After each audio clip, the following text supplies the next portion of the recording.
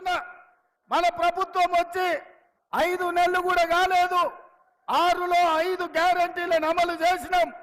ఆడబిడ్డలకు ఆర్టీసీలో ఉచిత ప్రయాణం, ఆడబిడ్డలకు 500 రూపాయలకే సిలిండర్, అదేవిధంగా పేదవాడి ఇంటికి 200 యూనిట్లు ఉచిత కరెంటు, రాజీవ్ ఆరోగ్యశ్రీ ద్వారా 10 లక్షల రూపాయలు ఉచితం, అదేవిధంగా ఇందిరమ్మ ఇండ్లు 4.5 లక్షలతోటి 22,000 కోట్ల రూపాయలు మంజూరు చేసినాం.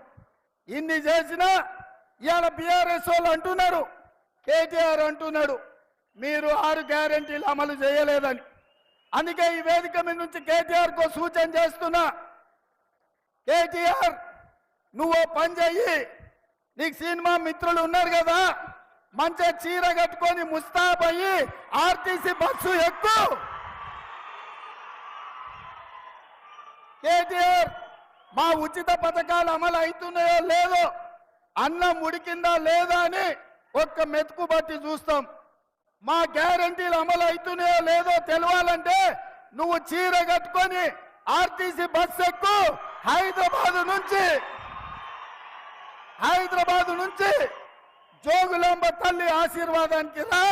నిన్నెవరైనా ఒక్క పైసా అడిగితే మా పథకాలు అమలు కానట్టు, అడగకుండా జోగులాంబ దగ్గర దించుతే మా గ్యారంటీలు అమలు అయినట్టు.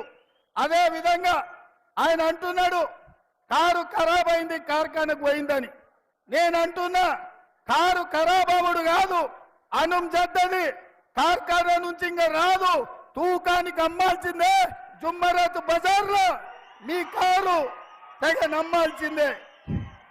అదే విధంగా మిత్రులారా, కేసీఆర్ గారు అంటున్నాడు రైతు భరోసాని ఇంకా పడలేదని. అందుకే ఇక్కడికి వచ్చిన మా నడిగడ్డ సోదరులకు మాట ఇస్తున్నా, ఈ నెల 9 తారీఖు లోపల జోగులాంబ సాక్షిగా మీకు రైతు భరోసా నిధులు మీ ఖాతాలేసే బాధ్యత కాంగ్రెస్ పార్టీది. అదే విధంగా హరీష్ రావు అంటున్నాడు రైతు రుణమాఫీ చేయలేదని. నేను మీ ద్వారా తెలంగాణ రైతాంగానికి నేను మాట ఇస్తున్నా, 15 ఆగస్టు లోపల 2 లక్షల రూపాయల రైతు రుణమాఫీ జోగులాంబ తల్లి సాక్షిగా తెలంగాణ రైతాంగానికి 2 లక్షల రుణమాఫీ చేసి ఈ రైతుల రుణం తీర్చుకుంటాం. ఇవాళ మీ బిడ్డగా నల్లమల అడవులో పుట్టిన నేను ఈ తెలంగాణ రాష్ట్రానికి ముఖ్యమంత్రి అయినా, మనల్ని దించాలని, మనల్ని ఓడించాలని, మనల్ని పడగొట్టాలని కుట్ర జరుగుతున్నది. అందుకే ఈరోజు పాలమూరులో అక్కడ మహబూబ్నగర్లో వంశీచంద్రెడ్డిని, నాగర్ కర్నూలులో డాక్టర్ మల్లు రవిని గెలిపించండి. అప్పుడే మన ప్రాంత పౌరుషం, మన ప్రాంతం యొక్క అభివృద్ధి జరుగుతుంది. ఇవాళ మనమందరం డిసెంబర్లో కేసీఆర్ను ఓడించి పని అయిపోయింది అనుకుంటారు. కాదు మిత్రులారా, డిసెంబర్లో జరిగిన ఎన్నికలు సెమీఫైనల్స్ లో కేసీఆర్ను ఓడించడం. మే 13 తారీఖు నాడు ఫైనల్స్ ఆడుతున్నాం. తెలంగాణ వర్సెస్ గుజరాత్.